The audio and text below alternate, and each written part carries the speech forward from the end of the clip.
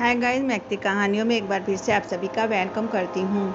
आज मैं फिर से अपनी नई कहानी बोझ लेकर आई हूँ और उम्मीद करती हूँ आप हमारी स्टोरी को ज़रूर पसंद करेंगे। गाइस, अगर आप मेरे चैनल पर नए हैं तो प्लीज़ मेरे चैनल को सब्सक्राइब कर लें।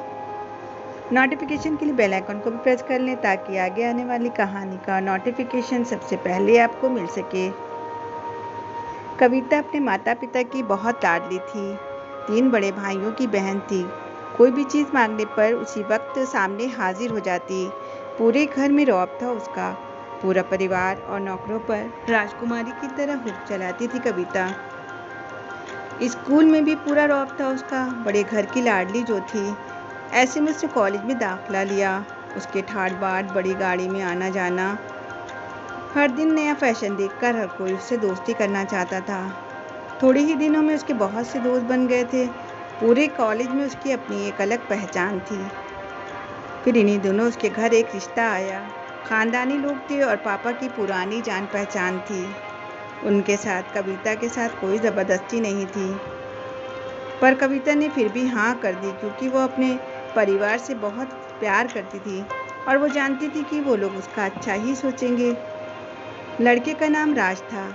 राज काफ़ी पढ़ा लिखा और समझदार लड़का था। ससुराल वाले भी बहुत अच्छे थे। ससुराल में कविता की जगह वैसी ही थी जैसे कि उसके मायके में। कोई भी काम हर काम कविता की मर्जी के बिना ना होता। वो सबकी लाडली बहू बन गई थी। फिर उसके यहाँ एक बेटे का जन्म हुआ और राहुल कविता की जान से प्यारा था और पोता पाकर भी ससुराल वाले फूले ना समाते थे। कविता कभी कभी सोचती कि उसकी किस्मत कितनी अच्छी है।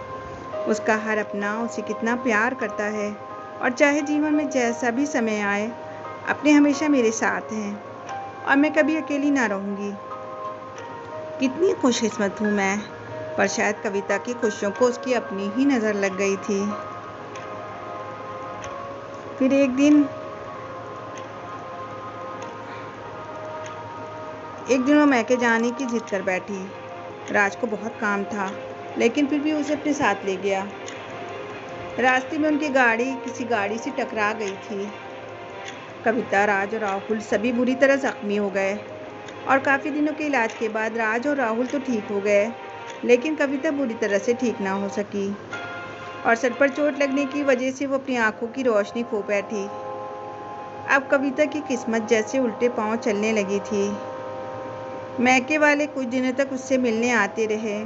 फिर कभी कभार फ़ोन ही करके पूछ लेते, अब कैसी हो। और धीरे धीरे ये सिलसिला भी कम होता चला गया। ससुराल वालों की सहानुभूति भी कम होने लगी। घर में किसी के पास उसके पास बैठने के लिए किसी को कहती तो जवाब मिलता, बहुत काम है, अब तुम भी तो हाथ नहीं बटा सकती। रात भी चिड़चिड़ा सा हो गया था।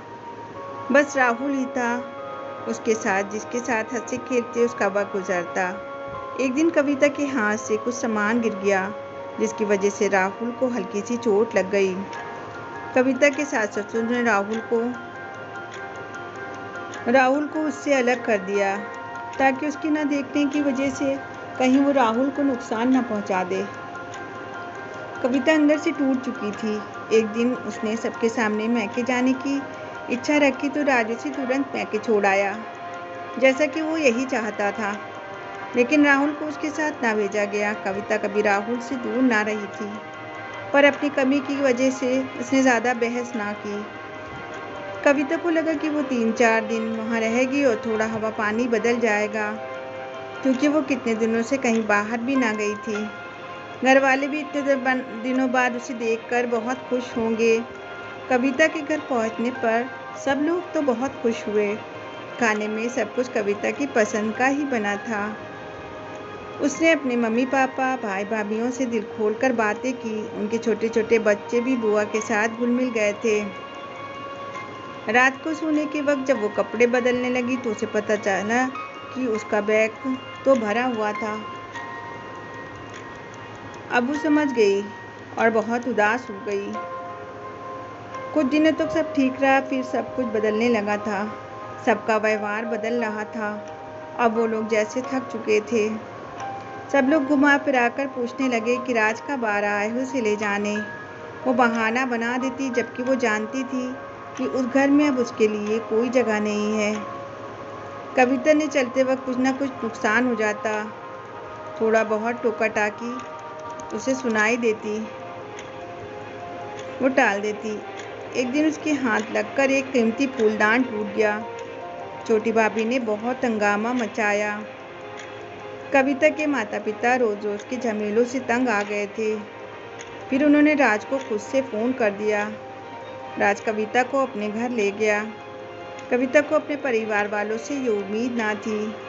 जिस कविता के बिना कहे घर में एक पत्ता भी ना हिलता था, अब वो सबके लिए एक बोझ बन चुकी थी। राज के साथ ससुराल जाते वक्त वो बहुत खुश थी, क्योंकि वो अपने घर जा रही थी, अपने जिगर के टुकड़े राहुल के पास। परंतु ये खुशी भी कुछ पल की ही थी। सारा बंदोबस्त पहले से ही तय किया हुआ था। कविता को सीधे ऊपर वाले कमरे में पहुंचा दिया गया था। राहुल से दूर रहने की उसे सख्त चेतावनी दी गई थी। एक काम वाली लता को उसकी जिम्मेदारी सौंपी गई। उसके खाने, पहनने जैसी ज़रूरतों का ध्यान रखती। कविता ज़्यादातर चुप ही रहती।